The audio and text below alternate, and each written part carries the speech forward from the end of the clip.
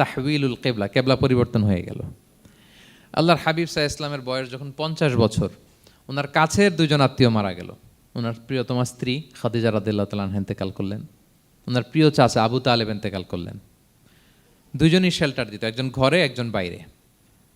আবু তালেবের কারণে কেউ রাসূল সাল্লাল্লাহু আলাইহি ওয়াসাল্লামের গায়ে হাত তোলার সাহস পায় নাই। তো উনি যখন ইন্তেকাল করলেন, রাসূল সাল্লাল্লাহু আলাইহি ওয়াসাল্লাম বিপদে পড়ে গেলেন। সারাদিন কাফেরদের বকা ঝকা গালি খেয়ে ঘরে যখন আসতেন, খাদিজা রাদিয়াল্লাহু তাআলা আনহার কথা শুনলে ওনার হৃদয়টা প্রশান্ত হয়ে যেত। তো বাইরের চাচাও নাই, ভেতরের স্ত্রীও নাই, দুজনই মারা গেলেন ওই বছর। ওই বছরকে বলা হয় আমুল হুজন, মানে দুশ্চিন্তার বছর। এত ভারাক্রান্ত আল্লাহর হাবিব সাল্লাল্লাহু আলাইহি ওয়াসাল্লাম হলেন, চিন্তিত হলেন, মনটা ভেঙে খান খান।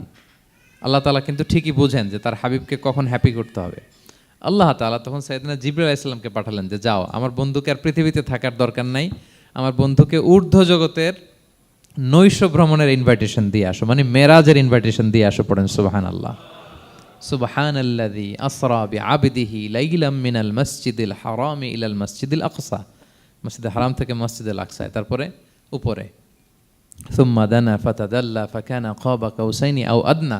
আল্লাহর আরশে চড়ে গেলেন, জান্নাত জাহান্নাম দেখিয়ে, নতুন কিছু গিফট দিয়ে, তার পেয়ারা হাবিবের মন ভালো করে এরপরে আবার দুনিয়ায় পাঠালেন। ওয়ালা সাউফা ইউতিকা রব্বুকা ফাতারদা, নবী হে আপনাকে এত নেয়ামত দিব, আপনি শুধু খুশিই হবেন আর সন্তুষ্ট হবেন। সুবহানাল্লাহ। এবার বুঝতে পারতেছেন কিভাবে আল্লাহর হাবিবকে আল্লাহ তাআলা খুশি করেছেন। মক্কায় আর থাকতে পারতেছেন না, এমন অবস্থা যে কোনো সময় আল্লাহর হাবিব সাল্লাল্লাহু আলাইহি ওয়াসাল্লামকে হত্যা করা হবে। আল্লাহ তাআলা আল্লাহর হাবিবের জন্য নতুন জায়গার ব্যবস্থা করে দিলেন, তওবা কিংবা তাইবা, যেটাকে আমরা মদিনা বলি। তিনি মদিনায় গেলেন, আবার রাসূল সাল্লাল্লাহু আলাইহি ওয়াসাল্লামের হৃদয় প্রশান্ত হলো। কিন্তু মদিনায় যে তিনি কাবাকে মিস করতে আরম্ভ করলেন। আল্লাহর হাবিব সাল্লাল্লাহু আলাইহি ওয়াসাল্লাম নবী হওয়ার পরে টানা 14 বছর কিবলা ছিল কিন্তু বাইতুল মাকদিস। কিন্তু মক্কায় যখন তিনি ইবাদত করতেন, তিনি বাইতুল মাকদিসের দিকেই হয়েই নামাজ পড়তেন, কিন্তু সামনে কাবাটারে রাখতেন। কথা বুঝতে পেরেছেন? মক্কায় যখন তিনি নামাজ পড়তেন 13 বছর, কিবলা যেহেতু বাইতুল মাকদিস, বাইতুল মাকদিসের দিকেই হয়ে নামাজ পড়তেন, কিন্তু মাঝখানে রাখতেন কোনটারে? কাবাকে। তাহলে কেমন যেন কাবাই তার সামনে। আচ্ছা, কিন্তু মদিনায় যখন গেলেন, এখন তো আর সুযোগ নাই, কাবা একদিকে, বাইতুল মাকদিস আরেক দিকে, এখন কাবাকে আর সামনে রাখা যাচ্ছে না। মিস করতে লাগলেন কাবাকে। আর প্রত্যেক নামাজের পরে আকাশের দিকে তাকায় থাকেন, ইস আল্লাহ যদি আয়াত নাজিল করে আমার জন্মস্থান যে মক্কা, আমার পূর্বপুরুষ ইব্রাহিম আলাইহিস সালামের যে ওই কাবার দিকে যদি কিবলাটা ঘুরাই দিত, কতই না ভালো হতো। আল্লাহ বলেন যে আপনি যে কদ নারা তাকাল্লুবা ওয়াজহিকা ফিস সামা, নবী আপনি যে আকাশের উপর চেহারা উঠিয়ে মনে মনে কি চান আমি তো বুঝি। আল্লাহর হাবিব সাল্লাল্লাহু আলাইহি ওয়াসাল্লামকে খুশি করার জন্য আল্লাহ আয়াত নাজিল করলেন, ফাওয়াল্লি ওয়াজহাকা শাতরাল মসজিদিল হারাম।